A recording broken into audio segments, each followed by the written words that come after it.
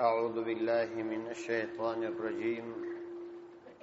بسم الله الرحمن الرحيم. ولتجدنهم أحرص الناس على حياة ومن الذين أشركوا يود أحدهم لو يعمر 1000 سنة وما هو بمزحزحه من العذاب أن يعمر والله بصير بما يعملون. سورة بقرة دا آيات نمبر 49.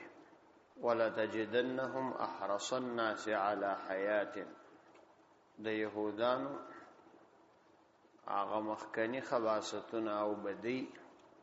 بیانوي او د دې آیاتو د مخکنی آیاتو سره ربط هم دادي چې مخکې آیاتو کې دا خبره تیر رسول چې دوی ځانونه مخصصین بالجنه بلل او ځانونه د الله تعالی محبوبان ګڼل. انو بیا دوی ته یو عام چلنج ورکړه سو ورته ویل سول چې تاسو د مرګ تمنا وکړئ او د مرګ تمنا نه کول. اوس الله عزوجل فرمایي چې دوی دومره زیات د ژوند حارسان دي چې کزر کال عمر ورکړه سي لا د نور په خواهش کې هم دي. نو ولا تجدنهم تب پیدا کې ضرور به ضرور دوی احرص الناس زیات حارسان د خلقو على حیات پر ژوند باندې ومن الذين او ترهغ خلقو اشرکو چاوی مشرکان یود احدهم خوشوی یو د دوی لو يعمر 1000 سنه کچيري ورکړه سي هغه لره زر کال عمر نو دی به لا هم واړي وما هو بمزحزحه او ندی دای بمزحزحه خلاصې دونکي د دې اورسه من العذاب د عذاب څخه اي عمر دا چې د عمر ورکړه سي والله بصير بما يعملون. الله عز وجل فرلی دونکي دي بما فهغه اعمال د دې عملون چې دي کوي. ولتجدنهم احرص الناس على حياه او دوی به د مرګ تمنا هیڅ کله ونکي او څنګه به وي کې حالان کې د دې حالت داسې دي. ولتجدنهم تبخام خافیدا کې دوی احرص الناس زیات حریصان در خلقو علی حیات پرجبن باندې بلکې تمام خلق خو پرېر د چې دوی به تر هغه حارسان وي ومن الذين اشركوا تر هغه خلق به محارسان وي چې شرک کړي دي. یعنی دوی کله هم د مرګ تمنا نه کوي. یو عام انسانان دي چې عموما هر انسان پر ژوند باندې حریص دی هغه په دې خاطر باندې چې دا د مرګ حالت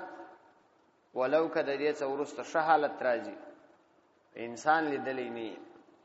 لیکن زیات حارسان پر دې ژوند هغه مشرکان دي. هغه ځکه چې دوی پر آخرت عقیده نه لري نو د دوی پر دې باندې یقین دي چې یوازې د دنیا ده. نو یو سړی چې یوازې دنیا خپل بولی او آخرت ته عقیده نه لري نو طبعا به زیات محنت دې کوي چې مرګ ورته رانشي. او د يهودانو خو د آخرت عقیده درلود دا هغه باوجود یم دومره زیات د دنیا حرص وو چې د دې مشرکان له هم زیات حرص د دیو.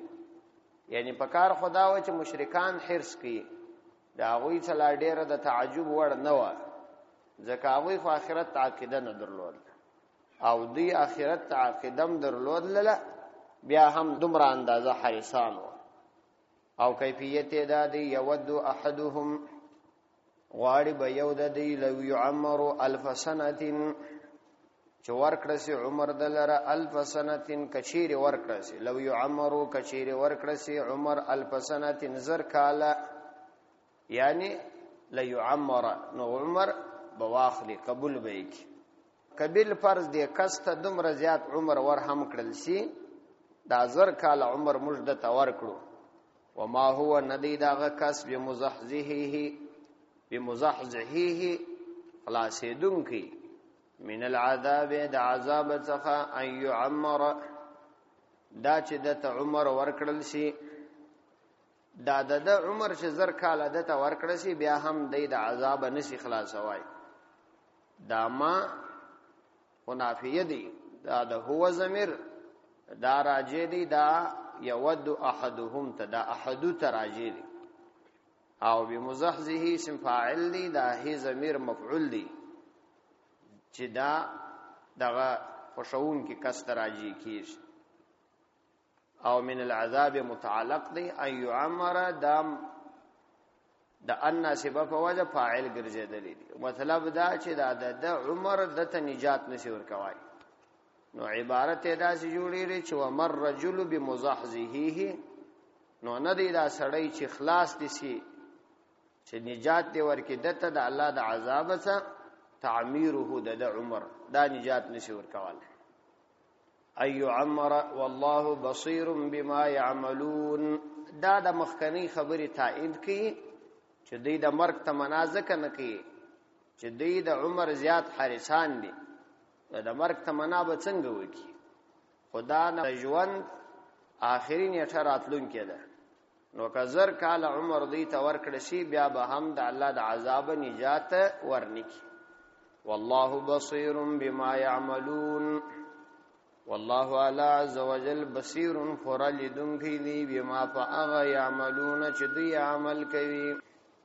قل من كان عدوا لجبريل فإنه نزله على قلبك بإذن الله مصدقا لما بين يديه وهدى وبشرى للمؤمنين قل ارتوای پیغمبر علیہ السلام من کان عدوا لجبريل څوک چې وی دشمن لجبريل جبرائیل علیہ السلام فإنه نو یقینا دا جبرائیل علیہ السلام خو نزله را نازل کړی دی دا قران کریم علی قلبک استا پزړه باندې باذن الله دا الله فاذن باندې وداسه حال کې مصدقا چې تصدیق کوونکی دی دا قران لما هغه کتاب ولرا بین یدیه چې د قران مخ کې تیر سوی دی وهدن او هدایت دی دا وبشرا او زیری دی للمؤمنین د فرد مؤمنانو د دې ځای څخه د سورته بقره دومره حصہ شروع کیږي چې دا په اثبات د رسالت کې راځي چې د اثبات د رسالت کې په دې کې نشبهات د کافرانو یا د يهودانو نه اعتراضات را نقل کړي او د هغه جوابات ورکړي چې دا رقم پر هر مسلمان باندې یا د دین پر داعی باندې تر قیامت پورې دا سلسله جاری وي چې اعتراضات وي او اعتراضات وکړي نو اول اعتراض دی دا کاوه چې موږ د نبی کریم علیه السلام رسالت نه منو ولې نه منو وجد نه منو لیداده چې دی پیغمبر علیه السلام ته وحی جبرائیل علیه السلام راوړي او جبرائیل علیه السلام زموږ دشمن دی دا ولی دشمن دی زموږ پر پلرونو او نیکونو باندې دا احکام شاقه دا ګران احکام دا را نازلول او دا مشکلات و پریشانی چې دا الله د طرفه ورته امر وس دا ویم پر موږ باندې را نازلول نو واقعات هایله او احکام شاقه دا یې را باندې را نازلول نو په دې وجه باندې موږ د جبرائیل علی السلام دشمنان یو او هغه موږ دشمن دي نو هغه چې پیغمبر علی السلام ته دا وحی راوړي نو موږ په دې د قران کریم او د دې پیغمبر علی السلام رسالت نه منو رایات کې د دې د دې خبري جواب کیږي اول شبهه ده قل ورتوای پیغمبر علی السلام من کان عدو لجبريل من هغه څوک کان چې وی عدو دشمن لجبريل جبرائیل علیه السلام لره د جواب دادی ک څوک د جبرائیل علیه السلام سره دشمنی کوي دا خدای پوسو او د جبرائیل علیه السلام سره د دشمنی پوسو نور نو پدې کې بیا د قران د نه منلو څه وجه ده چې قران نه منو ځکه جبرائیل علیه السلام خو فقط یو سفیر محض دی چې داغه د الله عزوجل د طرفه وحي او نبی کریم علیه السلام تراوړي دا چې ته د سره دښمنی لري نو د دښمنی خود دې دلیل نشي ګرځیدای چې کده کوم شی راوړي هغه شی بم بدوي نو دا خو عقل هم نه تسلیمي نو الله فرمایي قل ورتوي پیغمبر علیه السلام من کان عدو لجبريل هغه څوک چې وي دشمن لجبريل جبرائیل علیه السلام لره چې دا هغه فقط حیثیت د یو سفیر دی فانه نو یقینا د جبرائیل علیه السلام نزله نازل کړی دی د قران کریم علی قلبک استا پزړه باندې باذن الله د الله فیضن باندې نو دوه د الله عزوجل په اجازت د استا پزړه قران نازل کړی نو دراوړون کې بیا په دې کې څه خصوصیت سو هغه فقط د الله تعالی یو امر راوړي او بلدا چې د قران کریم مصدقا تصدیق کوونکی دی یعنی تاسو خپل د قران وګورئ چې څنګه دی مصدقا تصدیق کوونکی دی لما هغه کتاب ولره من بین یدیه لما هغه کتاب ولره بین یدیه چې د قران مخ کې دی یعنی نور آسمانی کتابونه فاغو کې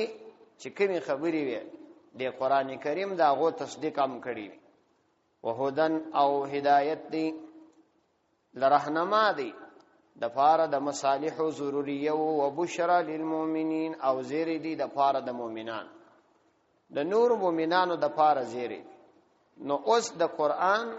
نمنل او وجه يم دا بیانول چې جبرائیل علیه السلام راوړي دا فقط یو حماقت دی یو بی عقلی ده ولی چې په دې کې د جبرائیل علیه السلام هیڅ لاس نشته دا یو اعتراض وو دا جواب ورکړ دوم اعتراض کی من کان عدو لله وملائکته ورسله وجبريل وميكال فإن الله عدو للكافرين اوسنو دلته خو دې دوه خبرې وکړې یو خبره دا وکړل چې قران نه منو ځکه چې جبرائیل علیه السلام راوړی دی او بل خبره دا ده چې دا د نه منلو وجه نو دا ده چې جبرائیل علیه السلام هغه زموږ دشمن دی نو د وی خبري جواب خو ورکړسو چې قران نه منل د جبرائیل علیه السلام د دشمنی سره هیڅ اړه نه لري دا فقط محض او حماقت دی لکه یو سړی چې وایي چې ستا سره مې ځکه ورانه ده چې ستا ورور ما سره ظلم کړي نو د ورور ظلم د ظلم لره نه دی مستلزم چې د بم دا ظلم کړي نو دې عیني مثال داسې د دومره خبري جواب دا دی چې د جبرائیل علیه السلام سره دښمنی ستاسو د پاره څونه تاوانی ده نو فرمایي چې د جبرائیل علیه السلام یا نور ملائکه سره دښمنی داسې ده لکه د الله او د الله د رسول سره دښمنی نو په دې واجب باندې دا يهودان یوازې داسې نه چې د نبی علیه السلام د رسالت منکر و بلکې د جبرائیل علیه السلام د دښمنی په واجب نو دوی په اصل کې د وحی څخه منکر دي او وحی خو الله تعالی را اصلي نو د الله تعالی سره دښمنی سول نو په دې واجب دی هم د توحید منکر او هم د رسالت منکر سو نو من کان عدو لله وملائکته ورسله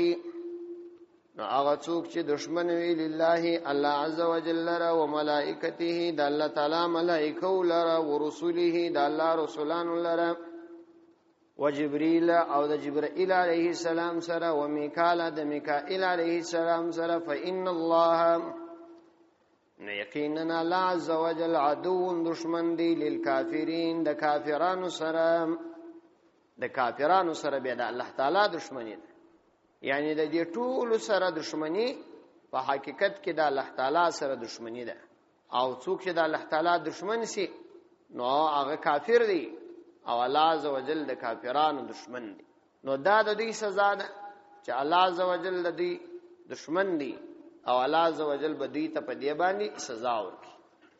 من کان عدوا لله وملائکته ورسله وجبريل وميكال فإن الله عدو للكافرين نو یقینا د دې ټول سزا ده چې الله عز وجل عدو دشمن دی للکافرین کافرانو لره ولقد انزلنا اليك آيات بينات وما يكفر بها الا الفاسقون د دې ځای څخه دوم شبهه او دوم سوال نقل کړي هغه دا دی چې دوی به دا ویل چې دی پیغمبر علیه الصلاۃ والسلام رسالت خو به موږ منلی وای، لیکن دا ښکارا کوم علامه مشتنه د معلومه شوی چې د دی پیغمبر علیه السلام رسالت په ثابت شي. نو ښکارا ناس کوم شی نسته، په دې خاطر نو موږ د دی پیغمبر علیه السلام خبره نسو منلای. که تاسو یو دلیل لري مشته را پیش کی. نو الله فرمایي ولقد انزلنا الیک آیات بینات، یقینا موږ را نازل کړي دي الیک تعالی آیات بینات واضح آیاتنا، وما یکفر بها او انکار نکي په دغه آیاتونو سره الا الفاسقون مگر فاسقان. یعنی دی خدا وایي چې موږ ځکه د پیغمبر علی السلام نبوت نه منو چې داسې کوم واضح دلیل نه دی نازل شوی چې هغه دې موږ په دې قانع کړي چې دی پیغمبر دی. نو الله فرمایي یو دلیل څخه موږ ډېر دلایل را نازل کړي، لیکن یو سړی عنادن او ضدي منکر وي، هغه ته ټول دنیا علائم او دلائل وګرځي خو بیا یې نه مني. منکر د منکر او د حسد علاج کیږي نه. ولقد انزلنا الیک آیات، نو که تاسو دلیل غواړئ نو غوږ ورته ونیسئ، موږ را نازل کړي دي الیک تعالی را آیات بینات دلائل بینات واضح ښکاره دلائل، وما یکفر بها او کفر نکی بها په دا دلائل سره، یعنی انکار د دې دلائل نکی دا کلی قاعده ده الا الفاسقون مگر فاسق انسانان، هغه کسان چې عقیدوي انحراف ولري هغه به د دې انکار کوي چې دومره واضح دلائل وي او دوی د هغه څخه انکار کوي. او كلما عاهدوا عهدا نبذه فريق منهم بل اكثرهم لا يؤمنون. د دې ځای څخه درېمه شبهه نقل کړي. دوی به دا ویل چې موږ د دې پیغمبر علی السلام رسالت نه منو، دا ځکه نه منو چې موږ ته په تورات کې داسې خبره نه دراغلې چې د دې پیغمبر علی السلام د نبوت او د رسالت په ارتباط کې موږ په امر کړل سیو چې تاسو د دې پیغمبر پراتک سره سم پر د باندې ایمان راوړي. نو چې داسې خبره موږ ته په تورات کې نه دراغلې ځکه نو ایمان ور باندې نه راوړو. د دې درېمې شبهه جواب الله عز وجل ورکړي. او کلما عاهدوا عهدا او کلما او آیا هر ځل عاهدوا چې دوی وعده کړي وی عهدن کوم وعده نبذه نو غرزولی وی هغه وعده فریق یوې ډلې منهم د دوی څخه بل اکثرهم لا یؤمنون بلکې اکثر د دوی لا یؤمنون ایمان نه راوړي. نو دې جواب ورکړي د دې درېمې شبهه چې د دوی دا اعتراض هم بې ځای دی او بې ځای ده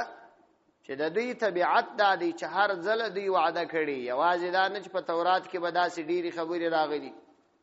بلکې هر ځل چې دوی یو وعده وکړي نو د دوی حالت دا دی چې یو ډله د دوی هغه وعده دا شاته وغورځي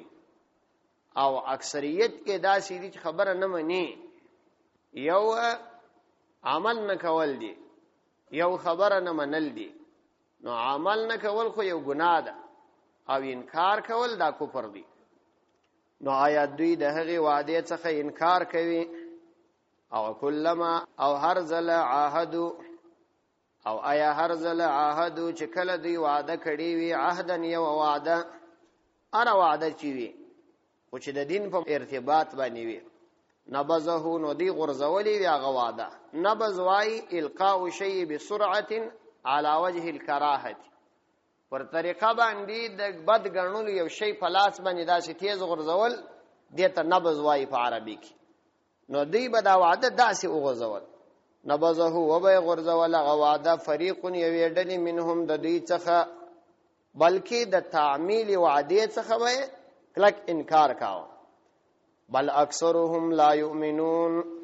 بلکې اکثر د تعمیل وعده د عمل کولو څخه لا یؤمنون نمنون کی دي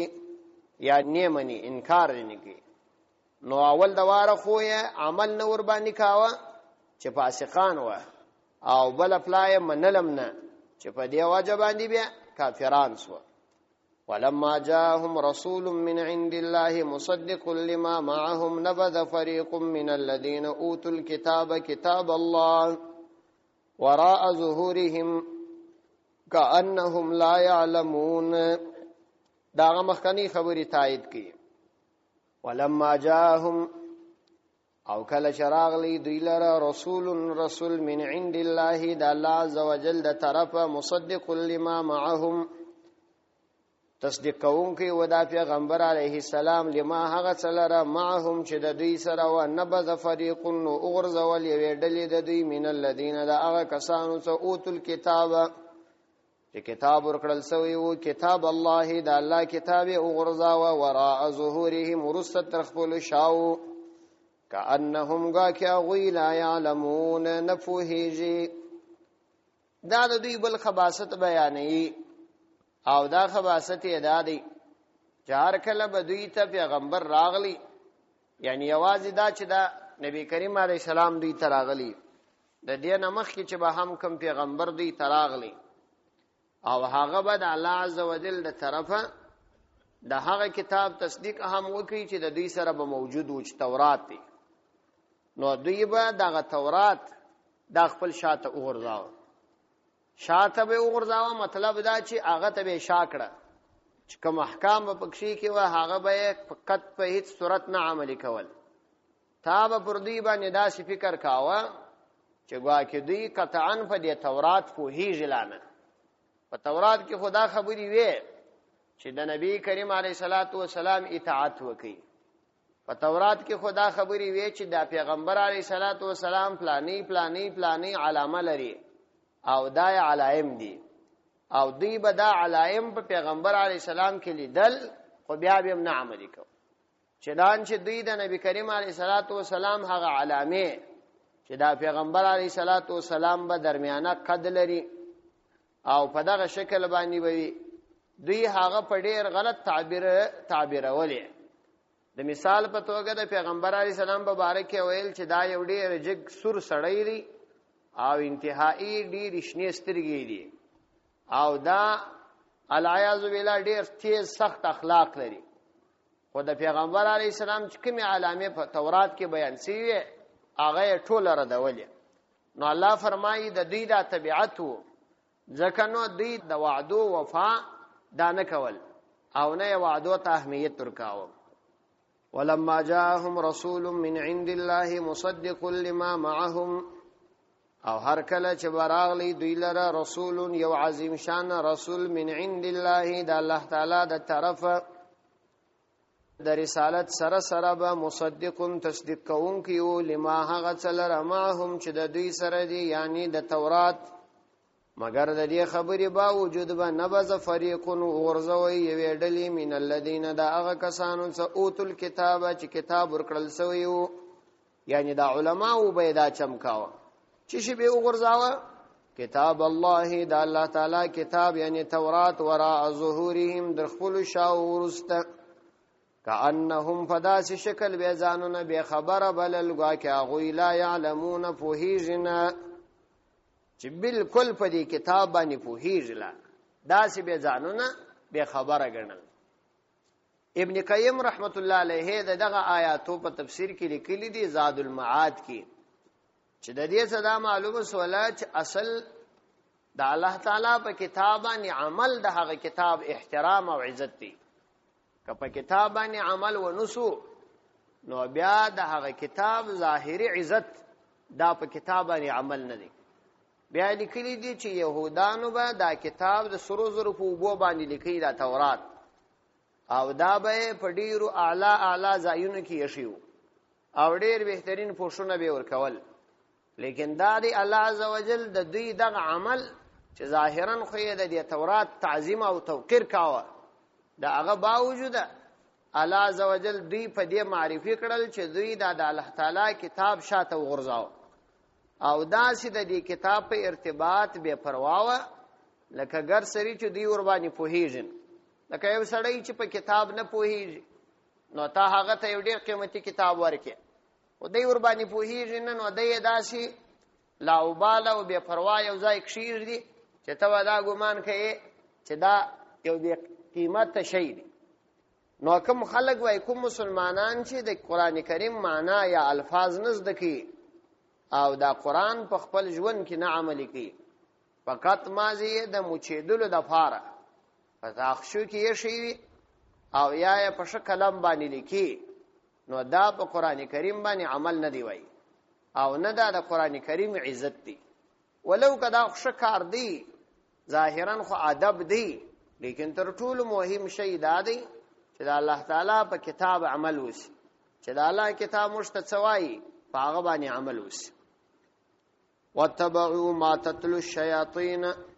على ملك سليمان وما كفر سليمان ولكن الشياطين كفروا يعلمون الناس السحر وما أنزل على الملكين ببابل هاروت وماروت وما يعلمان من أحد حتى يقولا إنما نحن فتنة فلا تكفر. واتبعوا او دی پیروي وکړل ما د هغه تتلو الشیاطین چې تلاوت ولب شیطانانو علی ملک سلیمان د سلیمان علیه السلام په پاچهی کې. وما كفر سليمان كفر ندی کړي سليمان عليه السلام ولكن الشياطين كفروا لیکن شیطانانو کفر وکي يعلمون الناس السحر ورشودي خلق لرا السحر جادو. وما انزل على الملكين او هغه څه چې نازل کړل سوی و پر ملائکه باندې به بابل په بابل کې هاروت دوی ملک یو هاروت او ماروت او بل ماروت. وما يعلمان او هغوی دواړو نور شو دی من احد هیڅ لره حتا یقولا مگر دا چې ورته وبه ویل انما نحن فتنه یقینا مج فتنه فتنه فلا تکفر تکافر کې جما. دا د چلرم اعتراض جواب دی د يهودانو. هغه دا دی چې دوی به ویل چې دا پیغمبر علی السلام مج ځکه نه منو او دا رسالت یې ځکه نه تسلیمو چې د حضرت سلیمان علیه السلام شوالی بیانې او سلیمان علیه السلام خو کافر وو العیاذ بالله. ابن کثیر رحمه الله لیکلی دی چې دا يهودان د دې د عقیده و حضرت سلیمان علیه السلام کافر دی او وجه دا ویل چې سلیمان علیه السلام سحر کاوه او د چې دا کومه پاچهی نیولې و دا پاچهی په سحر باندې نیولې. چنانچه ابن کثیر نقل کړی دی چې شیطان د حضرت سلیمان علیه السلام د وفات وروسته د سلیمان علیه السلام پر ځای باندې ودرېدی او دا یې وویل چې سلیمان علیه السلام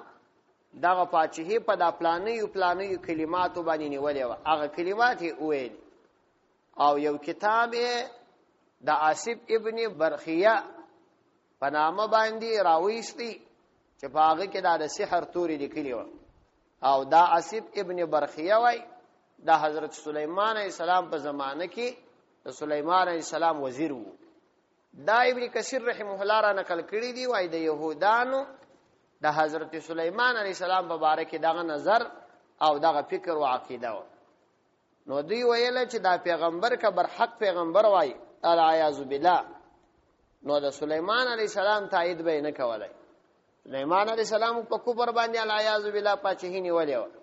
نو دای څنګه د هغه تایید او صفت کی. پر روانو آیاتو کې الله عزوجل دا خبره ردی چې سلیمان علیه السلام کافر نو او هغه سحر نو کړی بلکې سحر شیطانانو کړی. واتبعوا ما تتلو الشیاطین علی ملک سلیمان، او دا يهودان داسې بیا عقلان دي. واتبعوا چې دی پیروي وکړل ما د هغه تتلو شیاطین چې شیطانان تلاوتوي، یعنی د الله تعالی کتاب پر ځای د شیطانانو د تلاوت سو شانو پیروي وکړل، یعنی خبيث جنات علی ملک سلیمان د سلیمان علیه السلام په بادشاہي کې. وما کفر سلیمان او کفر ندی کړي سلیمان علیه السلام، یعنی بعضی بی وقوفه چې د حضرت سلیمان علیه السلام په باره کې د سحر ګمان کوي دا بالکل لغو خبره ده، ځکه سحر خو یا عملا کفر دی او یا اعتقادا کفر دی. نو سلیمان علیه السلام کفر ندی کړي دا څونه فرمایل چې وما سحر سليمان عليه السلام سحر نه دی کړی چونکه سحر خو یا عملاً کفر او یا عقیدتاً کفر نو په دې خاطر یې و فرمایل چې وما کفر سليمان کفر نه دی کړی سليمان عليه السلام ولكن الشياطين كفروا لیکن شیطانانو کفر کړیو يعلمون الناس دی ورشودي الناس خلق لرا السحر جادو دی خلق لرا سحر ورشودي او دا سحر دا کفر یا عملا یا اعتقادا دا مطلب دا چې په دوی کې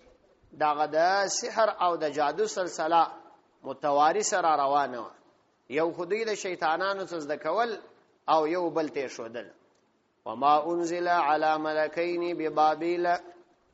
او دا غرنګ دوی زده کوله ما هغه څه انزل چې را نازل کړل شوی او علی الملکین پر ملائکه باندې ببابل په بابل کې هاروت او ماروت چې هغه دوی ملکی هاروت او ماروت وی د یو خاص حکمت لپاره او دا غدو ملکو ته چې دا علم ورکړل شوی و د جادو هغوی داسین وی وما يعلمان هغوی دواړو نور شو دی من احد هیچا ته دغه علم حتی ترسو چې احتیاطاً به یقول ادواړو ویله هغه کسته چې انما نحن فتنه یقینا مرچیو فتنه یو امتحان یو د خلکو د پاره نو څوک چې مرڅخه دغه سحر زده کوي هغه به یا په خلاصي او یا به د عذاب مستحق وګرځيږي فلا تکفر نو ای شاګرد فلا تکفر تکافر کېږم ويتعلمون منهما نو دوی به د هغو دواړو ملائکه اوس د سحر زده کاوه ويتعلمون نو دوی به زده کاوه منهما د دواړو ملائکه څخه ما هغه سحر يفرقون به بين المرء وزوجه چې جلاوالی به راواستی به په دغه سحر سره بین المرء وزوجه په مابین کې د سړی او د هغه د کوروالا وما هم او په دې دوکه کې ونل ویږي چې د دوی د سحر دومره تاثیر وو بلکې خبره ده وما هم نو دوی به ضارین ضرر رسونکي به په دغه سحر سره من احد هیڅ لره الا باذن الله مگر د الله عز وجل په اجازه باندې ويتعلمون ما يضرهم ولا ينفعهم او دوی داسې بد خلق و چې د کوي ما هغه سحر يضرهم چې دوی ته به ضرر رساوه یعنی داغه په وجب کافران کېدل ولا ينفعهم او ګټه به کوم معتد به ګټه ورته نه رسول ولا ينفعهم او ګټه به نور ته رسول ولقد علموا او دی فو لمن اغثوک اشتراه چرانی سدا جادو ما نستله اغلر فی الاخرت فاخرت کی من خلاق حسا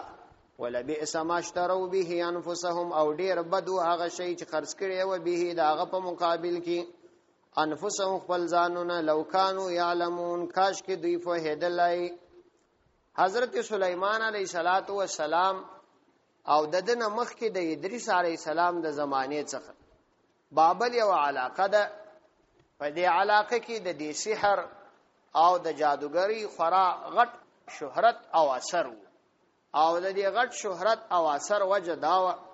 چې ډیر خلک په دې باندې دوکسیو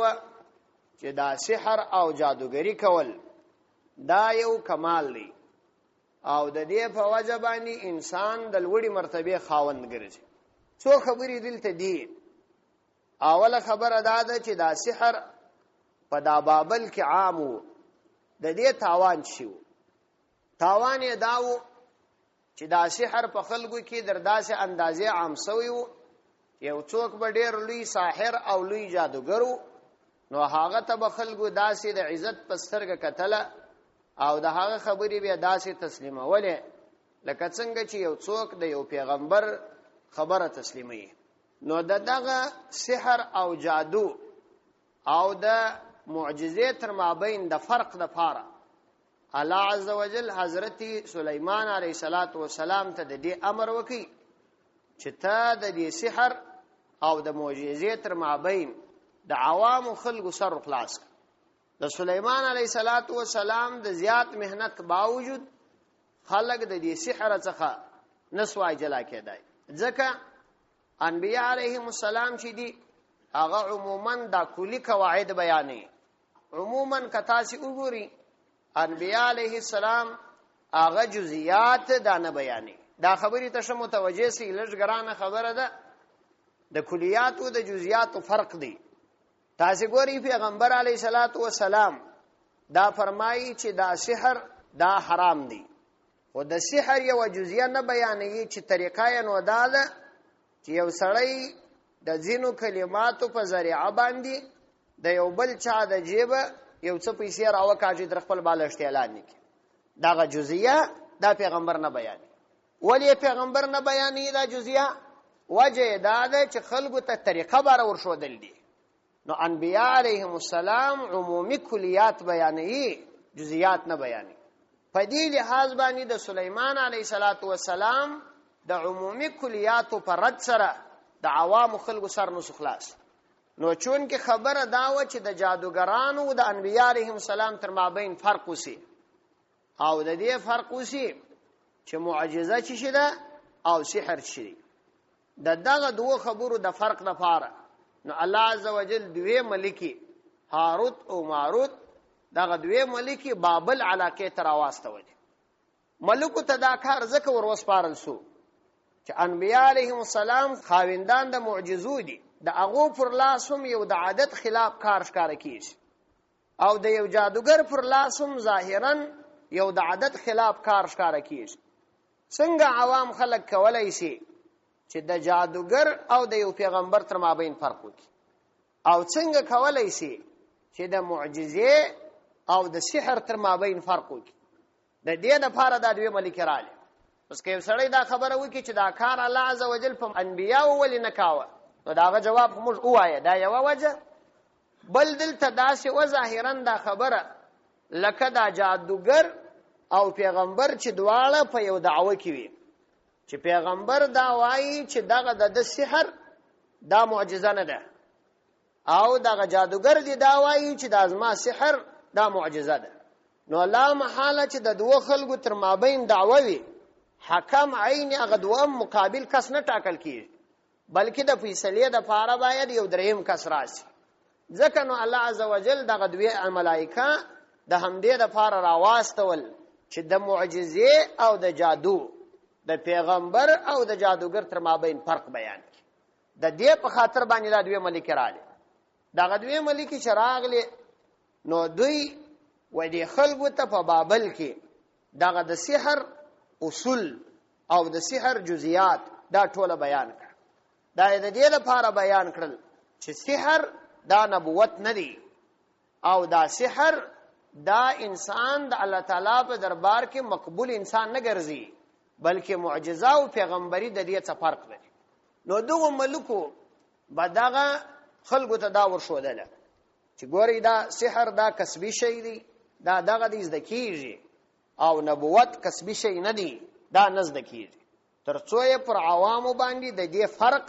واضح کړي. هغه فرق واضح سو، خلکو ته دا معلومه سول چې اشتیام جادوګری دا یو کسبي شی دی، دا خپل ځان ته مستقل ځینې قواعد لري، دا قواعد په وجه باندې څوک زده کوي. او نبوت دا د الله عزوجل د مشیت او د خوش بغیر د چا په کسب د چا په مهنت دا نه حاصلېږي. لیکن د دې جادو د ورزده کړي څه د يهودانو یو غلط استفاده وکړه. غلط استفاده یې دا وکړل چې د دې جادو په وجه باندې به هغه کارونه کول چې په هغه بالا تعالی ناراضه کړي. د مثال په توګه دی براولاړېدل د دې جادو په وجه به د خاوند او کوروالا تر مابین تفریق راوستي. دی براولاړېدل هغه کارونه به په دې جادو باندې کوله چې دا هغه په وجه باندې به خپل ځان ته یعنی د آخرت په اعتبار ضرر رساوه او ځان ته به ګټه نه پرسول. نو الله عزوجل فرمای چې دغه يهودان دا دومره بد خلق و چې دوی د دې سره سره چې دا جادو موږ دوی ته وروښو دي، وجه مو دا و چې اصل کې د نبوت او د جادوګری تر مابین فرق راشي، او بل وجه دا و چې معجزه او سحر سره جلاش. اصلا د دې دوه ملائکو بابل ته در استولو اصل غرض هم دغه شی، لیکن دوی دونه بیا عقلان خلق و سره د دې چې په دې باندې پوهېدل چې دغه جادوګری دا انسان که غلط استعمال کی آخرت ور خرابوي دوی بیا هغه غلط لین نیولې وو په دې وجه باندې دوی توحیدل خو عمل نور باندې کاوه نو الله فرمایي چې ولقد علموا په دا 102 نمبر آیات دوی فوه چې لمن اشتراه چې څوک دغه جادو رانیسي ما له فی الاخرة من خلاق دې کس لره په آخرت کې هیڅ حصہ نشته لیکن ولبئس ما شروا به انفسهم ډیر بد و هغه چې دوی خرج کړل د هغه په مقابله کې انفسهم خپل ځانونه یعنی دغه ایرانی وي او ځان د جهنم اور ته ورکی لو کانوا یعلمون کاش کې پوهیدل مطلب دا چې سره د علم نه پوهیدل عمل او علم سره جلاو او بل د دې سحر او جادو د ورزدکړي په خاطر باندې د ملائکو د خلکو ته دا خبره کول چې تاسو ګوري موږ د دې لپاره راغلیو چې تاسو ته د سحر او د نبوت تر مابین فرق وشي لیکن هو موږ امتحان یو کفر مکوي دا جادو زده کوي په دا طریقه باندې زده کوي چې بیا تاسو په تاوان باندې د آخرت په تاوان مونه ګرځي ځکه چې دا یو داسې اسباب و چې انسان د بلا سورغلی وای نو خپل په ګټه یې استعمالوي سوی په تاوان یې استعمالوي د دې یو مثال ز پېښوم د دې یو مثال داسې کېدای شي لکه یو سړی چې یو طالب العلم چې ذهین طالب العلم وي نو دی راشي یو استاد تکشینی وای ماته د دې منطقو او د دې حکمت ټول کتابونه وایا یو ماهر استاد تکشینی نو ماهر استاد ورته وایي چې ګوره په دې کتابو کې ځینې داسې عقاید بیان شوي چې هغه عقاید د اسلام سره ټکر دي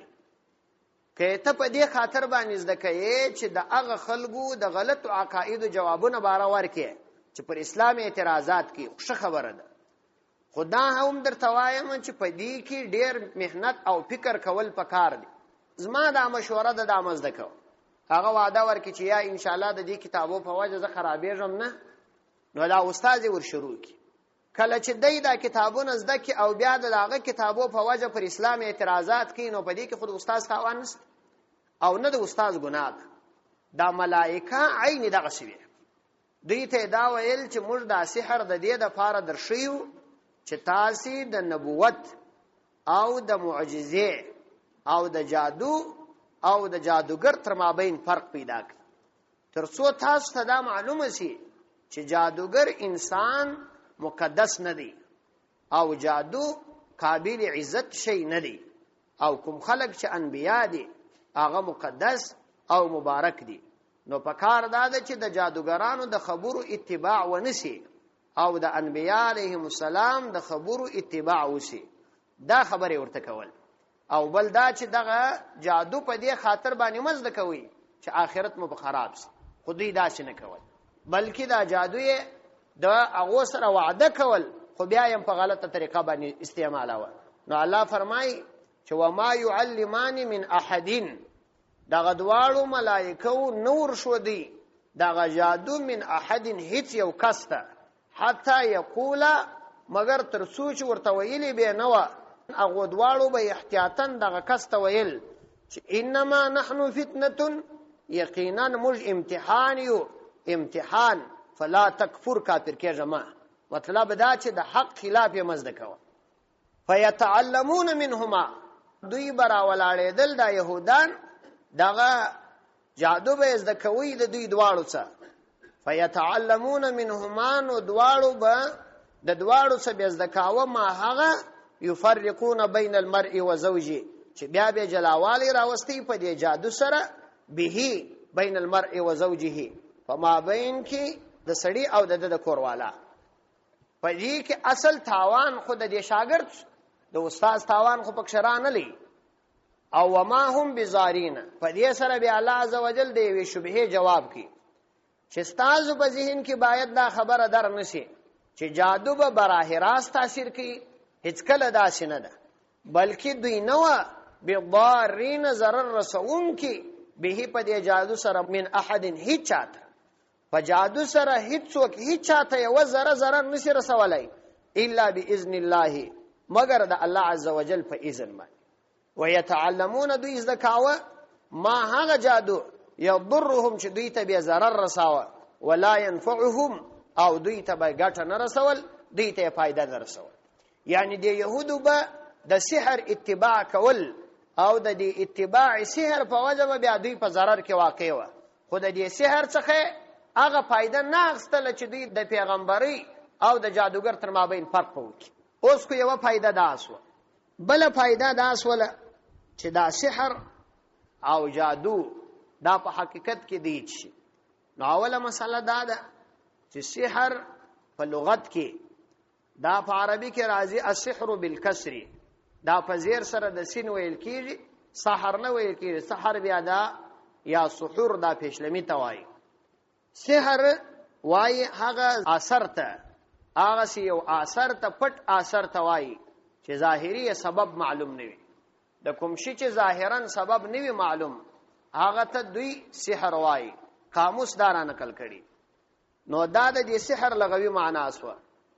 دغه سحر په څو شانو باندې جادو په څو شانو باندې تاثیر کولای شي.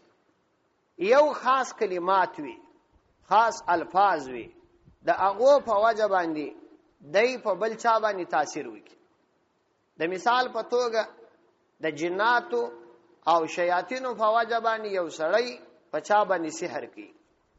یا د قوت خیالیه د دې خپل فکر او تصور په وجه پر بل چا باندې تاثیر وګرځي. دا ټوله مخصوصي شان او دا تاثیر چې کی د دې ظاهري اسباب نه معلومیږي. مثلا یو سړی ځینې کلمات وایي، د دې کلماتو په وجه پر خپل مخاطب باندې تاثیر غورځي، یا د شیاطینو او جناتو سره تعلق جوړي، د هغه شیاطینو او جناتو په واسطه پر بل چا تاثیر غورځي. خود دغه تاثیر ظاهری اسباب نه معلومیږي. ګوري د ارش د پاره په دنیا کې الله عزوجل اسباب پیدا کړي. وسکه ګوري دا پنکه د چرخي، خدا چرخ ظاهری او سبب لري چې دا برق ورته راځي، او دا غرنګ دا برق ظاهری او سبب لري چې یو ماشين ستا. نو دغه شان چې تاثیر کوي دا تاثیر سبب یې ظاهرا نه معلومیږي. پر یو سړی باندې مرض دی، د جادوګر د جادو په وجه پر هغه باندې د مرض آثار ښکار شو، خو د دې مرض ظاهري اثر نه معلومیږي. نه یو زخم ستا، نه یو غلطه دوا خوړلې ده، نه بل شی خوړلې دي، خو تاثیر پر د باندې معلومیږي. تاثیر وی خو اسباب مخفي وي. او یا مثلا د دې یو مثال مش پیښولای شي. هغه دانی تاسو ګوري یو عین روبار واخه بلی عین روبات ورنږدې دا یو د دې بلی سره دا مشلی، لیکن ظاهرا د مشلیدو هیڅ اثر نه معلومي چې دا سبب د مشلیدو یې نو چی شدي. ولی نه یو سریشتا، نه یو ویلټستا، نه یو میخستا چې دا یو عین روبات د بلی سره ومشل. الان کې پدې کې ضرور د نن داسې مواد کارسوي دي چې هغه د مشلیدو طاقت پکښ پیدا کوي، خدا غ ظاهری سبب د مشلیدو نه معلومي چې دا چې مشلی عین دا سحر دا داسي. نو یاد ځینو خبرو په وجه یو تاثیر کوي، یا د شیطانانو او جناتو په ذریعہ وي، یا د اسباب مخفیه په وجه باندې وي، او یا د بعضی داسې دواو په ذریعہ باندې وي چې هغه تاثیر یې معلومیږي خو سبب یې نه معلومیږي، یا د ستورو او یا د نور شانو په وجه باندې وي. دا د سحر هغه حقیقت دی چې سحر په حقیقت کې دی. چې په شریعت کې جادو یو نااشنا عمل ته ویل کیږي چې په حاصلولو کې د شیطانانو او جناتو د خوشالولو څخه کار اخیستل کیږي. په شریعت کې جادو دی ته وایي چې یو سړی داسې کلمات او داسې عمل کوي چې دا هغه عمل په وجه باندې د څخه شیطان او پیری راضی کیږي، بیا د خبرې د منولو د پاره پیری اقدام کوي، خدای به داسې یو عمل کوي چې د هغه عمل په وجه باندې شیطان د څخه خوشاله شي. د مثال په توګه دوامدار د جنابت په حالت کې اوسېدل، داسې کلمات استعمالول، او یا په کاغذونو کې داسې کلمات لیکل چې هغه کفریه کلمات وي تر څو شیطانان د څخه راضي شي. یا مثلا د حیض په وینو باندې یا په منیو باندې یا دې تورته په داسې مردار شانو باندې قرآنی آیاتونه لیکل او بیا استعمالول. یا مثلا د انسانانو په وینو باندې ځینې شیان لیکل دا ټول هغه اعمال دي چې شیطانان ور باندې راضي کیږي او پیرانان ور باندې راضي کیږي. ځکه نو علما وای عموما دا جادوګر انسانان دا د مردارو شیانو سره ډیر تعلق لري، د وینې سره، د حی سره یا د نورو داس شیانو سره. او عموما دا جادوګران د هغه شي سره ډیر محبت ساتي او عموما دوی په دې خپل کاروبارو کې هغه شی ډیر استعمالوي چې هغه د جناتو خوش وي. د مثال په توګه شیطانان په دې باندې خوشاله وي چې تور شی د دوی د پاره ذبح شي. نو عموما دا جادوګر انسانان د دې تور شي، تور چرګه، تور پسه، تور پشي د دې سره تعلق ساتي یا دې تور تنور دغه کارونه کوي. نو په شریعت کې سحر یو عجیب کار دی چې د جناتو د خوشالولو د پاره سړی انجام کی. اوس دا د سحر تعریف. دومره مسله سحر څو قسمه دي. د سحر یو قسم دا دی د جادو چې فقط د یو انسان سترګې وربندې کړي. دا دیواله ته ګوري چرنګې ژړ دی د یو چا پر سترګو باندې ځینې کلمات وایي چې دا هغه کلماتو تاثیر داوي چې دته د دې شی رنگ بدل کی. په حقیقت کې هغه شی بدل سوی نه دی بلکې فقط د سترګې بندې سوی چې دا هغه شی رنگ محسوس کی. نو شی نه دی بدل سوی بلکې د نظر بندي وسول. دا یو قسم دی. او دغه د نظر بندي قسم یې در ټولو زیات دی. قران کریم کې هم الله عزوجل دغه نظر بندي د قسم سحر او جادو یادونه کړې ده. سورۃ الاعراف راواړوي آیات نمبر 114. نو الله عزوجل فرمایي د حضرت موسی علیہ السلام په ارتباط فلما القوا سحروا اعین الناس، کله چې دوی د خپل رسی او دا شان وګرځول نو دوی جادو وکړي اعین الناس د خلقو پر سترګو باندې واسترهبوهم او یې وبېروله. یعنی په حقیقت کې دا رسی دا نه دی بدلی سوی چې دا رسی په مار بدل سو بلکې دوی د خلقو د سترګو دغه دید دا نظر ور بند کړي. نو دا اول قسم دی چې نظر بندي راځي. د دې په ارتباط الله عزوجل د سورۃ طه 85 نمبر آیات کې سورۃ طه راواړوي 14مه سپاره ده ان شاء الله العزیز چې د موسی علیہ السلام ته الله عزوجل فرمای یخیل الیه من سحرهم انها تسعى، چې د موسی علیہ السلام ته په خیال کې دا ورکړل سول من سحرهم د دوی د جادو څخه، د دې جادوګرانو د جادو څخه د خیال او فکر دا وګرځیدي انها چې دا رسی تسعى تیز رواني دي. په حقیقت کې رسی نه رواني، دا د دوی د جادو په وجه د سړی په سترګو کې او په خیال کې دا ورواچول شي چې ګواکې دا شی روان دی، هغه په حقیقت کې روان نه. دا یو قسم د جادو دی. قرآن دا دی دلته بیان کړي. دې توای سحر په ذریعه د نظر بندي او عموما چې ساحران سحر کوي هغه دغه قسم سحر کوي. دا اول قسم د سحر. دوم قسم د سحر بیا دا دی چې دغه جادوګر انسانان دوی د شیطانانو او جناتو په ذریعه باندې پر هغه خپل کس باندې چې دوی سحر ور باندې کوي پر هغه باندې تاثیر وکړي. مثلا د جناتو سره د دوی تعلق وي، د جناتو په ذریعه باندې د هغه سړي مثلا خلی واقع جنی یا هغه پری وي یا هغه تبل تاوان ورسي. دا یې دوم قسم دی چې د جناتو او پیراناتو په ذریعه کوي. الله عزوجل د دې یادونه کوي سورۃ شعراء به ان شاء الله 9 سپاره. سورۃ شعراء راواړوي. سورۃ شعراء کې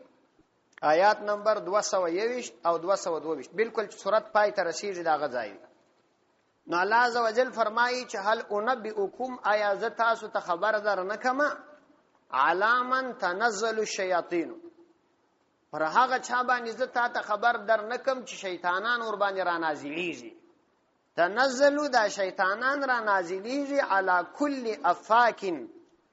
پر هر گناهگار، افاکن سخت درواغجن، اسیمن گناهگار انسان باندې. یلقون سمع واکثرهم کاذبون، درواغجن خلق به اجدی غوږ و دي شیطانانو ته، واکثرهم کاذبون او اکثر بیا دروغ وای، یعنی یو خبره رښتیا وي نورې دروغ. مطلب دا چې شیطانان ورته راضي و دي درواغجنو او ګناهګارو انسانانو ته، بیا د شیطانان چې څه ورته وایي د یې مني او هغه بیا دته غوږ نیسي د ده د مني. دا یې دوم قسم دی. دریم قسم د جادو د سحر هغه دا دی چې د سحر او جادو په ذریعه باندې دی راولاړ شي د یو شي حقیقت بدل کی. مثلا دا میز دی په اوسمنه باندې بدل کی. دا دریم قسم جادو چې یو څوک دی د جادو په ذریعه د یو شي حقیقت بدل کی، یعنی انقلاب د عین دی راسي چې یو عین شی دی واړول شي په یو بل ذات باندې. په دې کې اختلاف دی. امام ابو بکر جساس رحمت الله علیه او همدارنګه امام راغب الاصفهانی دی دواړه د دې څخه انکار کوي. هغه وايي دغه صورت نشرات لای چې د جادو په ذریعه دی انقلاب د اعیان راشي، یو عین دی په بل عین باندې، یو ذات دی په بل ذات بدل شي. وای دا نشي کېدای. ولی وای د دې وجه دا ده چې تر اوسه پورې داسې مثال نه دی لیدل سوی چې د جادو په ذریعه دی د یو شي حقیقت دا بدل شي. لیکن د جمهور علماء تحقیق دا دی، هغوی وای په جادو باندې دا کېدلی شي چې د یو شي حقیقت دی بدل شي. مثلا انسان دی د جادو په ذریعه باندې خر وګرځول شي، او یا دی مثلا یو ډبره د جادو په ذریعه باندې په اوسپنه باندې بدله کړي. وای دا کېدلی شي. وجه وای دا ده چې په دې کې عقلاً هیڅ منع نشته، عقلاً په دې باندې هیڅ منع وای نشته، ځکه اسباب په یو شي کې تاثیر کولی شي. خو موږ مخکې لا وویل چې جادو اسباب لري، خو فقط اسباب ښکاره نه دي. داسې نه دی لکه معجزه چې بلا اسباب ښکاره کېږي. جادو اسباب لري، اسباب ښکاره نه دي. نو که چیرې د یو مخفي سبب په وجه یو شی بدلیږي په یو بل شي باندې، نو دا کېدلی شي. نو په دې کې وایي عقلاً کومه منع نشته او نه شرعاً په دې کې کومه منع شته چې د یو شي حقیقت په بل شي باندې ور بدل کړي. په دې کې وایي منع نشته. یو خو دا عقلي دلیل وایي. نو دا عقلي دلیل چې بیا وایي پر دې باندې یو نقلي دلیل عمره نقل کړي. نقلي دلیل دا وایي چې حضرت کعب احبار رضی الله عنه دا د مشرانو تابعینو څخه دي او د یهودو ډیر لوی عالم وو، بیا ایمان راوړي. نو عمر رضی الله عنه به عموما د دڅ ځینې مسائل پوښتله، خصوصا د یهودو په ارتباط چې به کوم مسائل و عمر رضی الله عنه به ځینې پوښتل. کعب احبار رضی الله عنه وایي دا حدیث امام مالک رحمت الله علیه په موطا کې د قعقاع ابن حکم په حواله را نقل کړي. دی وایي لولا کلمات اقولهن لجعلتني اليهود حمارا. کچیری دغه ځینې کلمات نه وای چې زه یې وایم نو زه به یهودانو خر ګرځولی وای. دغه دی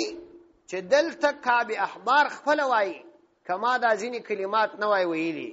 نو یهودانو به د سحر او جادو په ذریعه زما څخه خر جوړ کړی وای. اوس د دې خر دوه مطلبه کېدای شي، یا خو به دا مجازي معنا وي، یعنې زما څه به بېوقوفه و بېعقل جوړ کړی وای، او یا به حقیقي معنا وي چې په حقیقت کې به زه په خره بدل کړی وای. خو کله چې په حقیقي معنا عمل کېدلی شي نو مجازي معنا ته بلا ذریته تک څه ذریت دی؟ بلا ذریته مجازي معنا ته سړی بیا څه کوي چې ځي؟ نو حقیقي معنا یې موږ دلته اخو چې دی وایي که دغه ځینې کلمات نه وای نو زه به یهودانو د جادو په ذریعه باندې خر ګرځولی وای. هغه کلمات دا دي. دا کلمات بیا هغه عثمانیه مدرسه کې مولوی حسن جان صاحب دی بیا دا لیکلي دي، په یو کاغذ باندې هم لیکلي دي، په ډېر ښه شکل یې چاپ کړي. بیا تاسو د هغو څه هم پیدا کولی شئ، هغه کلمات بیا وایاست. هغه کلمات دا دي. دی وایي چې دا کلمات به ما ویل اعوذ بالله العظیم الذي ليس شيء اعظم منه. په هغه ذات سره چې عظیم ذات دی او تر هغه هیڅ شی عظیم نسته، په هغه د هغه ذات په هغه سره پناه غواړم. وبکلمات الله التامات التي او د الله عز وجل په هغه کلماتو سره چې تامې دي په هغه سره پناه غواړم. هغه کلمات لا یجاوزهن بر ولا فاجر چې در هغو کلماتو نه یو نیک او نه یو فاجر انسان تېرېدای شي. وباسماء الله الحسنى كلها او د الله عز وجل په ټولو هغه پاکو نومونو پناه غواړم. ما علمت منها وما لم اعلم که زه پیژنم یا زما زده دي یا زما زده نه دي، من شر ما خلق، د هغه شیانو د شر څخه پناه غواړم چې الله پیدا کړي دي، وبرأ او بیا یې وجود ورکړی دي، وزرع او بیا یې عم کړي دي. وایي دغه کلمات کما نه ویل نو زه به یهودانو خر ګرځولی وای. د دغه څخه محققین علما دا وایي چې په جادو سره د یو شي حقیقت په بل شي باندې بدلیدلی شي. اوس دلته بیا یو سوال کوي، دا د فلسفې په کتابو کې راځي، د فلسفې په کتابو کې دا خبره راځي چې حقایق دا نه سره بدلیږي، حقایق نه بدلیږي. الته د فلسفې د علماو غرض د حقایقو څخه دغه ممکن او ممتنع او واجب دی. یعنی دا دنیا کې چې دا شان دي او یا د حقیقتونه چې دي دا به یا ممکن حقیقت وي لکه د زموږ وجود، وس دا ممکن دي کېدای شي سبا نه، یا به ممتنع حقیقت وي لکه د الله تعالی شریک، دا ممتنع دی هیڅ کله نشي راتلی، یا به هغه حقیقت واجب الوجود وي همیشه به واجب موجود وي لکه د الله تعالی ذات. نو اوس دغه حقیقتونه یو په بل نشي بدلیدلی. یعنی دا انسان دا معدوم نه ګرځي، ممکن دی اوس په الحال داسې ممتنع موجود نشي ګرځېدی. هغه چې کوم حقایق بدلوي هغه خپل اصطلاح شي، دغه حقیقتونه نشي چې موږ وایو چې دا دیوال دی یو سړی په بل شي باندې بدل کی. دا دریم قسم د جادو. نو دا د جادو درې اقسام دي. دا خود دومه مسله شو. دریمه مسله دا ده چې د جادو او معجزې تر مابین فرق څه دی. د جادو او معجزې تر مابین فرق دا دی چې جادو په حقیقت کې ظاهرا یو اثر دی چې اسباب مخفي دي. دا خبرې ته متوجه سي. جادو په حقیقت کې یو اثر دی چې اسباب مخفي دي. د مثال په توګه دلته هوا یخسي، دغه هوا چې یخسي ضرور یو سبب لري، خو ته په سبب باندې خبر نه. او معجزه دا یو اثر دی چې هیڅ سبب نه لري. د جادو او د معجزې تر مابین فرق دا دی چې جادو اثر دی سره د اسباب او اسباب لري، البته اسباب مخفي دي، او معجزه هیڅ سبب نه لري، بلا سبب تاثیر کوي. مثال زه درته وایم، پر نبی کریم علیه الصلاۃ والسلام باندې د لبید ابن عاصم لونو جادو کړیو. جادو یې داسې ور باندې کړیو چې د پیغمبر علیه الصلاۃ والسلام ژوند پیدا کړو. په هغه کې د پیغمبر علیه السلام د ژیرې مبارکې ورښتان و، دا راواخستله پر یو شی باندې غوټه کول او بیا یې هغه کلمات ور باندې ویلې. وسدا د نبی کریم علیه السلام ورښتان و، دا مبارک ورښتان دا راواخستله، دا پر یو شی باندې وپیچل، جادو ور باندې وکيو ساتي وغورځول. الته چې وغورځول اثر یې پر پیغمبر علیه السلام ښکارا سو، پیغمبر علیه السلام مریض او شی به کړیو، په ذهن کې ودا و چې دا مې نه دی کړی. په وحو کې خو تاوان نه سوی راتللی، ځکه پر ظاهري وجود اثر غورځي. د نبی کریم علیه السلام یا د انبیاء علیهم السلام پر باطینی وجود تاثیر نشي کولای، ځکه انبیاء سره ملائکه وي. نو اوس دا یو شی دی ظاهري اثر چې د دې جادو تاثیر د نبی علیه السلام پر وجود باندې ښکارا سو. په اسباب عادي و، هغه غوټي وي، هغه ورښتان و، خو دغه اثر یې مخفي و، د اسباب چاته نه معلومېده. لیکن ابراهیم علیه السلام اورته نمرود وغورځاو. الله عز وجل براه راست ورته وویل چې یا نار کونی برد و سلام. اوس دلته د دې اور د سړېدو دپاره هیڅ سبب نشته، نه په خارج کې سبب ستا، نه په داخل کې سبب ستا، بلا سبب دا معجزه تاثیر کوي. نو دغه د جادو د معجزې تر مابین فرق چې په جادو کې اسباب ستا، البته اسباب مخفي دي، په معجزه کې هیڅ سبب نشته، بلا سبب تاثیر کوي. نو کله چې جادو اسباب طبيعيه سو، د جادو اثر د اسباب په وجه راځي، نو د دې جادو تاثیر بیا پر ارچا باندې کېدای شي، بیا په دې کې منع نشته. یعنی که سړی دا وایي چې د جادو پر پلاني عالم تاثیر کړی دی، پلاني سړی جادو پکړی دی، دا هیڅ عجیب نه ده، دا تاثیر کولای شي. که پر نبی باندې تاثیر کړیو نو یې کولای شي. ولې کولای شي؟ لکه مثلا یو څوک فلشته ته ووا، د دې لشتې تاثیر پر هغه سړی معلومیږي کنه معلوم. نو خدا جادو دغه شی اسباب دي، نو د اسباب تاثیر کو پر پیغمبروم کېدلای شي. وس د لوجي تاثیر پر پیغمبر نه معلومې دي، د تندې تاثیر نه پر معلومې دي، د ناجوړي تاثیر نه پر معلومې دي. نو دا به د نبوت د شان سره مخالف کار نه دی کچې جادو تاثیر پر وکی، یا یې پر یو عالم باندې تاثیر وکي یا یې پر بل چا تاثیر وکي دا یو طبيعي سبب دی نو دا طبعا اثر کولای شي په دې کې بیا من عن الصراط لای نو په دې سره دا اعتراض دفع شو چې یو سړی وایي دا جادو ولی پر یو عالم تاثیر کوي دا جادو ولی پر یو پیغمبر تاثیر کوي نو تاثیر کول خو هیڅ ګران کار نه دی خدای یو طبيعي سبب دی لکه لوږه چې تاثیر کوي تند چې تاثیر کوي درد چې تاثیر کوي خوش چې تاثیر کوي دا دغه شی دی اوس نو که عوام خلک په دې باندې پیدل نه هغه ته خدا نه معلومیږي چې د دې سبب ستا او د معجزې سبب نشته خدا دواړه ظاهرا یو مخفي شی دی ولو که جادو سبب لري او معجزه نه لري نو ظاهري فرق دا دی هغه عموما څوک چې معجزه ورته راځي چې پیغمبري او یا یو سړی ولی وی کرامت ورته راځي کرامت هم د عادت خلاف کار دی او معجزه هم د عادت خلاف کار دی او سحرم ظاهرا د عادت خلاف کار دی اگر چې په حقیقت کې سره جلا دی فرق دا دی چې عموما که کوم چاته کرامت راتلی او یا معجزه ورته راتلل دغه معجزه او دا کرامت دا دغه کس په اختیار نه فرق دا دی دوم فرق دا دی چې معجزه او کرامت د هغه چا سره راځي چې هغه کاملا متقی او د الله عزوجل د احکام کامل پابند او د سنت متبع وي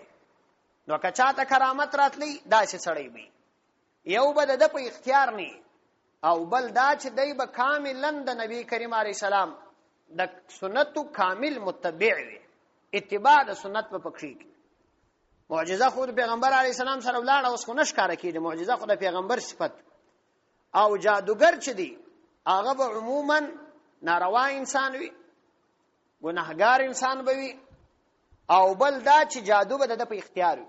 چې دې څو ښکارا کول او غواړي ښکارا کولای او کرامت داسې نه دي ځکه نو حضرت یعقوب علیه السلام د کنعان په شار کې نږدې د کور ته پر 1 کیلومتر باندې نږدې یوسف علیه السلام ژوندۍ په داڅا کې وو نه په خبرې دی لیکن کله چې یوسف علیه السلام خپل وړون ته خپل کمیس ورکړي چې دا د مصر وروړي نو یعقوب علیه السلام د دې کمیس بوی محسوس کړي چې یوسف علیه السلام په دې څا کې وو دینو په خبر او کله چې یعقوب علیه السلام ته کمیس را واستاوه نو پر لارې باندې د دې کمیس بوی محسوس کړي بیا زامونو ته وایي زه د یوسف علیه السلام بوی محسوسوم نو معلومه سول چې دا د په اختیار کې نه و دلته د کور څنګه ته ورته وو اختیار نه وو لیکن الته بیا الله عزوجل دا معجزه ورکړه د ابوی احساس ځکه نو معجزه او کرامت عموما په اختیار کې نه راځي دا یې بل فرق اوس نو راځو دې خبرې ته کله دغه شان کیږي په دغه شانو کې چې دا سحر دی جادوګران عموما د کوم شانو څخه کار اخلي دا علما ولیکلي دي دا سعودي کې چې کوم مولوی عنایت الله صاحب اوسېږي هغه یو کتاب لیکلی دی بیا تاسو یې پیدا کړئ د ساحر د شرع خلاصون غالبا په دغه نامه به یو کتاب دا په اصل کې د یو عرب عالم دی یو کتاب ترجمه ده الصارم البطار په نامه یو کتاب دی دا هغه ترجمه ده کړې ده ډېر ښه کتاب دی دا دغه ساحر چې استفاده جنې کوي عموما هغه د انسان د کالو څخه استفاده کوي یاو د انسان د وجود سره چې دا کالی ومشتي د دې وجود سره یو قسم تعلق پیدا کیږي دا خو اوس دغه جدید معلوماتو کې سړی فقط دا غوته پر یو شی باندې کشیر دی لا دوی معلومي چې دا شی دا سړی استعمال کړي اوس په دنیا کې خدا اسباب استه نو د دې کالو څخه د استفاده کوي چې پر کوم چا د جادو کوي داغه د ورشتانو څخه استفاده کوي داغه د نوکانو څخه استفاده کوي داغه د ملګرو څخه استفاده کوي داغه د طبيعت څخه استفاده کوي او د جادو د لپاره دوی څو طریقې په کار اچي یو طریقه دا په کار اچي چې دوی یو قسم کلمات په یو خاص تعداد باندې دا وای وای وای بارچ دی په خپل تصور کې کم شي راولي د دغه تصوري حالت پر ابل سړي باندې تاثیر ورسي دا بالکل کېدلای شي دا عجیب نه ده او مې عجیب بولی زه مثال د دې درته وایم دا د دې لپاره درته وایم چې تاسو دغه کسان بیا بزرګان ونه بولی کې په خبرو باندې پر بل چا تاثیر ولوي دا د بزرګي علامه نه ده ما یو مجله کې ولیدل چې په دې يهودانو کې یو لوی ساحر خلک ورته ورته کښینستل ولدور ته ویل چې زه وس داسې ځینې کلمات وایم چې په رادیو کې یو خبريال خبرې کوي زما دغه کلمات زه د پر ژبه جاری کوم نو بیا هغه کلمات شروع کړل ویلې خلکو رادیو وای نیولې و داغه کلمات داغه خبريال پر ژبه باندې جاری شو دای په خپل تصور کې د ځینې کلماتو په وجه باندې دا تصور کوي دا کلمات وای در داسې اندازې پوری چې دا د په ذهن کې دای کم شی راولي دا پر بل سړي باندې وغورځي په هغه کې غامخا تاثیر وکړي دا کېدلای شي دا د بزرګۍ علامه نه ده دا کلمات دا خلک استعمالي چې دا د بزرګۍ علامه ونه بولی چې دا پلانې داسې بزرګ موږ خو بیا به دا باندې ډیر ژر خطاوز د ستې د افغانستان متصرف یو خبره خدا ده بل مسله واستاده چې دا سحر دا څومره روا دي او څومره ناروا دي ګوري مخکې ما درته ویل په شریعت کې سحر وایي څه یو امر عجیب دی چې د شیطانانو او پیرانانو د راضي کېدلو لپاره ځینې کارونه او یا ځینې کلمات وسی دې ته سحر وایي په شریعت کې د تعریف څخه دا معلومیږي چې دا کار حرام دی ولې توایي چې یو امر عجیب کار دی یو عجیب امر دی یو عجیب کار دی چې د شیطانانو د راضي کېدلو لپاره یا ځینې کلمات یا ځینې عملونه وسی نو چې د شیطان د راضي کېدو لپاره هر کار وي هغه کار حرام دی نو د تعریف څخه دا معلومه سول چې دا سحر دا حرام ابو بکر جساس ابو منصور ماتوریدی او ځینې نور علما هغوی مطلق سحر کفر بولي او هغوی دغه آیات څخه دلیل پیشي چې وما کفر سلیمان کفر نه دی کړی یعنی سحر نه دی کړی یعنی سحر کفر دی نو سلیمان علیه السلام سحر نه دی کړی یعنی کفر نه دی کړی البته ځینې نور علما هغوی وای کچيري یو سړی را ولاړ سو په داسې هر کې هغه سي کلمات وکارول په دې جادو کې چې هغه کفري کلمات و د شرک او د کفر کلمات و نو په دې واجبانه دی کافر کیږي او یا مثلا شیطانانو په د باندې داسې یو کار وکي چې د الله د دین سپکاوي پکښ رااله مثلا د قران سپکاوي په وکي د احادیث سپکاوي په وکي په دې واجبانه کافر کیږي او که د شي کارونه په وکړل چې د ګناه کارونه و مثلا العیاذ بالله زنا په وکړه یا د انسان قتل په وکي نو دغه په وجه بیا دا حرام دي قطعی حرام دي مطلب دا چې سحر به کفر وي یا به عقیدتن کفر وي یا به عمل د کافر وي لیکن وای هغه علماء ته دومره اندازه سحر کول جائز دي چې دوی دغه سحر په ذریعہ د کافرانو او د اسلام د دشمنانو د سحر مقابله په وکولای شي هغه علماء ته وای دومره اندازه دا جائز دي اوس نو د ساحر په ضمن کې دغه نجومګر د امراضي چې د ستورو په ذریعہ باندې ځینې معلومات پیدا کوي او دغه ځینې کسان چې د خلکو پر لاسونو باندې پر دې ورغو پر دې لیکو باندې ځینې معلومات حاصلې د امراضي د دې ټولو خلکو علوم کچيري او سړی ورتلی او پټي معلومولې په دا حرام دي او سخت ګناه او کې عقیده ورته درلودل نو دا بیا کفر د دې په ځمن کې یو مسله دا راځي چې هغه تعویذونه او هغه کلمات استعمالول چې معنا یې معلومه نه وي د شریعت لحاظ حرام او کبیره ګناه ده کچېری داسې یو تعویذ وو داسې کلمات پکې استعمال و چې معنا یې چاته نه و معلومه دغه سي تعویذ استعمالول دا حرام او یا مثلا داسې کلمات و چې معنا یې معلومه و کوم معنا یې د کفر و دا حرام دي او دغه سي تعویذونه عموما وای جادوګر انسانان استعمالي ولی چې دغه کلمات د شیطان درازي کېدلو د پاره کدا چې کلمات چا استعمالول دا حرام عمل دي او دا جادوګر تاسو به فکر کوئ چې دا به څوک نه استعمالي دا چې ډیر خلک ستا چې دا استعمالي ظاهرا چې ویني ډیر شلنګوټه به تړوي پس پیاول کې بدريږي او عمره ته بومځي حاجون ته بهمځي لیکن دا کلمات به استعمالي علما چې خصوصا پر دغه مسائل سختی کوي دغه سي بيدینان ستا پر دغه سي مسائل سختی کوي نشي نو الله محاله به دوی ته د خلقو د عزت د پایمال کول لار اخلاص شي د دې د فار علماء ته دا ضروری ده چې دا مسائل بیان کړي اوس نو چې کله دغه سي خلقو بازار په خطر کې دغه سي علماء وسول وې دي نو یو خامرنګ ټاپه پیدا کړي ده هغه د وهابي ټاپه ده دا پر اوې خدا وس داسې خامه ټاپه ده الحمدلله دا رنګ یې د هغه ګړي د پاره لا نه پاته کېږي بس ختمه شي. دا د وهابي ټاپه نن دوی د دې دپاره پیدا کړې ده چې د دوی د غلطو کارونو بازار په خلکو کې وچلېږي. صرف د دې دپاره دا خبره شی په دې سر خلاصي دی چې تر ما ولا هم د مذهب پابند سړی دی، تر ما یې هم ولا مذهب ته خدمت کړی دی، لیکن د هغه باوجود به دوی دا ټاپه پر لګي. هغه ولي چې د غلطکاریو بازار خام نسی او پر خلکو باندې راایستلی تجارت دا له کاره ونه لویږي. موږ ته به استادانو ویل ول دغه بېدینه خلک چې په غلطو طریقو باندې خلکو ته تعویضونه ورکوي او یا په غلطو نارواو طریقو باندې د خلکو څخه نظراني او شکراني اخلي، ول دا د مسلمانانو د استعدادو غله دي. د مسلمانانو د استعدادو غله ولې دي؟ ول وجه د غلا یې دا ده چې په دې وجه باندې دی دا نه غواړي چې خلکو ته دین وروښي، خلکو ته دی ځان ورښي، خلکو ته دا وایي چې بس که کېدل زه کوم، کمالات ټول په ما کې دي، د الله دین چې د خلکو ضرورت دی دا ورته نشي. نو دغه ټاپه چې نن په خلکو کې عامه ده دا د دې دپاره عامه سوې ده چې د بازار کمزوري نسی، مارکیټ یې د کاره ونه لویږي. خو دا الحمدلله ورځ په ورځ د کاره وځي، هیڅ دې خبرې تاثیر په چا باندې نه دی کړي او آیندم انسان باید د داسې خبرو څخه متاثر نشي. دغسې خبرې په خلکو کې خورا ډېرې او دا تاثیر نه لري او دغسې اعمال په خلکو کې ډېر. یو څه وخت مخکې ماته یو سړی رالی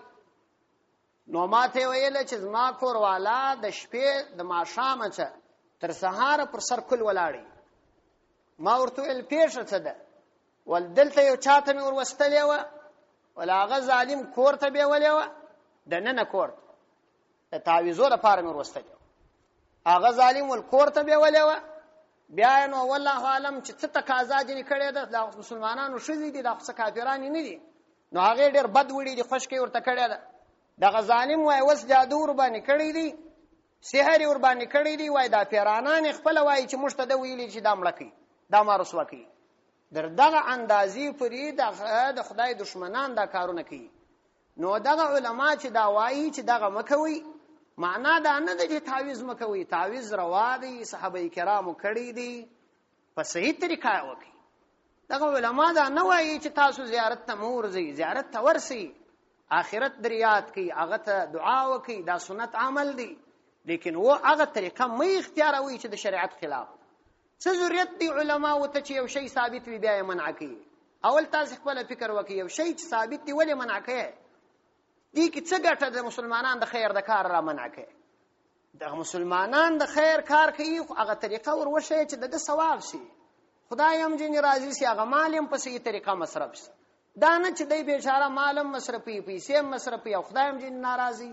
نو ولې الله ځینې ناراضه کوي؟ هغه طریقه د شریعت وښیه چې دا کار وکړه. نو په اسلام کې د لاس مچېدل منع نه دي، په اسلام کې تعویض کول منع نه دي، زیارت ته تلل منع نه دي، لیکن هو اصول لري، شریعت لري. دا به نه کوي چې ته هلته روانې رشکیانې پر پنجرو باندې تړې، دا به نه کوي چې هلته زنګو زنګې، دا به نه کوي چې هلته ورته پروت یې ډبرې پر ځان باندې موږې ورسه دعا ورته وکړه، مسنونه دعا راغلې ده، د هغه دپاره دعا وغواړه. که یو نیک صالح سړی دی په هغه باندې وسیله وغواړه، دا جایز دی، دا منع نه دي، لیکن شرعي اصول به سړی نه ماتي. او د اسلام دین ټول د اصولو دین دی، هیڅ یوه خبره بې له اصولو او شرایطو نشته. دغه لمونځ بې له شرایطو نه صحیح کېږي، دا لمونځ څومره مهم عبادت دی، بې له شرایطو نه صحیح کېږي. او دس به کوې، کالي به دې پاک وي، ځای به دې پاک وي، مخ پر قبله به تکبیر تحریمه به وایه، دا ټول شرایط دي. نو چې کله په دومره عظیمو عباداتو کې شرایط شته، زکات شرایط لري، که دې زکات یو فقیر ته ورکړي نیت دې وروسته وکړي نه صحیح کېږي، مخکې به نیت کوې. روژه شرایط لري، د شپې څخه به نیت کوې، سهار د سپېدو څخه مخکې به خوله بندې کې وروسته بنده کې نه صحیح کېږي. هر امر په شریعت کې دا اصول لري. نو چې کله فرائض اصول لري، خپل ځان ته ترتیب لري، نو دا روا کارونه ولې ترتیب نه لري؟ نو هر کار په شریعت کې خپل ترتیب لري. عوامو خلکو ته مسله بیان کوي، اصول یې ورته بیان کوي، ځکه عوام خلک بیا اصول نشي مراعاتولی چې ورته بیان نه کړي. که تا مطلق ورته ویل چې تا ته بس دا روا ده ځه زیارت ته، نو دی خو باره په زیارت کې رشکیانې هم په دا پنجرو باندې غوټه کوي، په زیارت کې طوافونه هم کوي، ښځې هم باره ورولي، نو ته به منع کوې چې ګوره زیارت تا ته روا دی دا سنت عمل دی دغه دعا ده الته ورسه چې الته ورلې دعا ورته وکړه السلام علیکم یا اهل القبور انتم لنا سلف ونحن بكم لاحقون نسأل الله العافیه لنا ولكم دا دعا ورته وکړه او کاغه یقیني نیک سړی وي دا هغه د اعمالو په ذریعہ وسیله غوښتلای شي دام روا ده لیکن هو طریقه به نه ماته که طریقه چا ماته کړه جایز نه تعویذ روا دی ورک لیکن دا چې تا دکانداري راایستلی او بیا ورته وای دا په زعفران در لیکم دې ته به دغه سی پوښتنه ورکې او دا به دغه سی کوي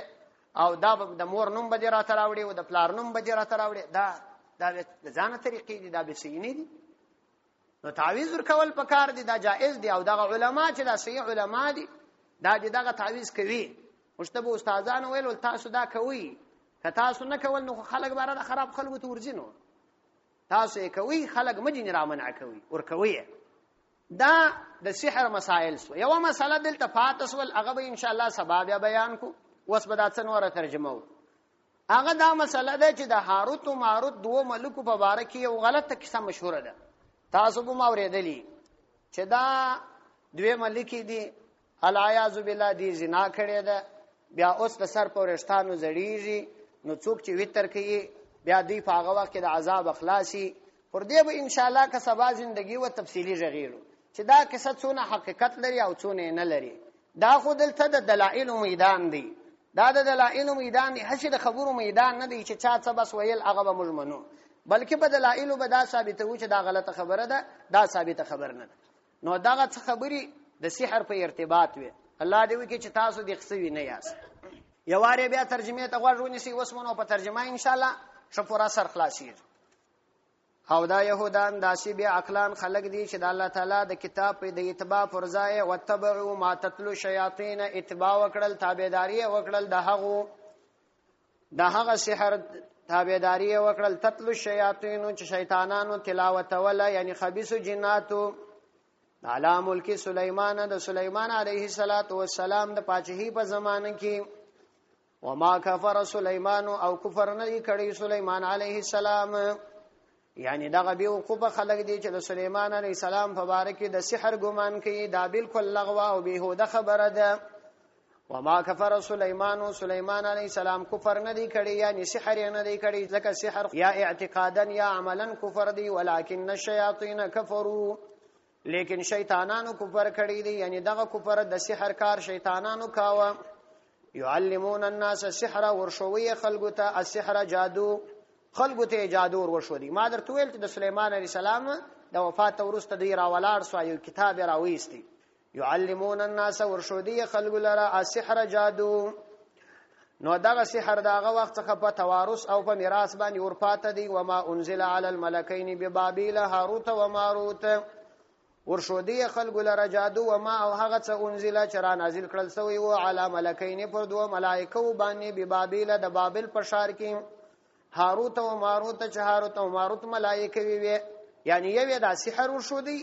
او بل هغه سحر هم ورشودی چې پر هغه دوه ملکو باندې د بابل په شار کې الله عزوجل د دې د لپاره نازل کړیو چې خلقو د دا وروشي چې معجزه او جادو فرق سره لري وما يعلمان او دغه دوه ملائکه او نور شو دي دا جادو من احد هیڅ لره حتی درداس اندازې چې احتیاطاً به یقولا دوی دواړو ویل انما نحن یقینا مجيو فتنه امتحان ازمایش چې زموږ څخه تاسو دغه شی زده کوي نو د دې په وجه باندې ځانونه خلاص کړي د الله د عذاب ځانونه په عذاب کې ما چوي فلا تکفر نو کفر مکوي ويتعلمون نو دی بس د کوي دغه يهودانو منهما د دادوالو ملائکه او سما اغه سحر يفرقون چې جلاوالي بیا راوستي به په دغه سحر سره بین الامر په خمابین کې د خاوند او زوجه دغه د کوروالا یعنی دوی به یا غلط طریقه غلط طرف د کوي او په هغه وجبانی به غلطه طریقه انتخاب ولم وما هم او دا خبرم یاد ساتي چې په دوکه کې ونل ویږي چې تاثیر به یوازې د جادووي بلکې جادو د الله د اجازه ته بغیر تاثیر نشي کولای وما هم بالضارين او نو دی بالضارين ضرر رسون کې به په دا جادو سره من احد هیڅ چاله الا باذن الله مگر د الله عزوجل په اجازه باندې ويتعلمون ما يضرهم ولا ينفعهم او دی بس د کوي ما هغه جادو یضرهم چې zarar به رساو دوی لره ولا ينفعهم او دوی ته به ګټه نه رسول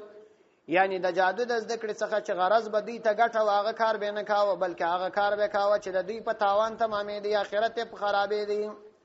ولقد علموا او دا خبره هم دوی ته معلومه و دوی پوهېدل لمن اشتراه چې څوک واخلي دغه جادو لمن هغه څوک اشتراه چې وایخسي دغه جادو رای نه وي دغه جادو د الله د کتاب په مقابله کې ماله فی الاخرته من خلاق نست دلره په الاخرت په آخرت کې من خلاق صحیحه یعنی دوی د قران کریم په مقابله کې د هغه جادو تابعداري وکړه. ولبئس ما اشتروا به انفسهم لو كانوا يعلمون ولبئس او ډیر بد دي ما هغه شی اشتروا چې دوی خرج کړل به په هغه سره انفسهم خپل ځانونه یې د هغه په مقابله کې خرج کړل یعنی جادو انتخاب کړي د الله کتاب یې پرې شو دی لو كانوا يعلمون کاش کې دوی پوهېدل یعنی کاش کې علم د عمل مطابق وای. ولو انهم امنوا واتقوا لمثوبة من عند الله خير لو كانوا يعلمون. ولو انهم کچیر دوی امنو ایمان را وړي وای واتقوا او تقوا اختیار کړي وای پر ځای د کفر او د شرک او د سحر د الله تعالی دین منلی وای لمثوبة نو ثواب من عند الله د الله عزوجل د طرف خیر ډیر خیر دی یعنی کې ایمان را وړي وای تقوا اختیار کړي وای نو پر دې خو ثواب نو لمثوبة ثواب من عند الله د الله عزوجل د طرف خیر دا ډیر خیر دی لو كانوا يعلمون کاش کې دوی پوهېدلای. صدق الله.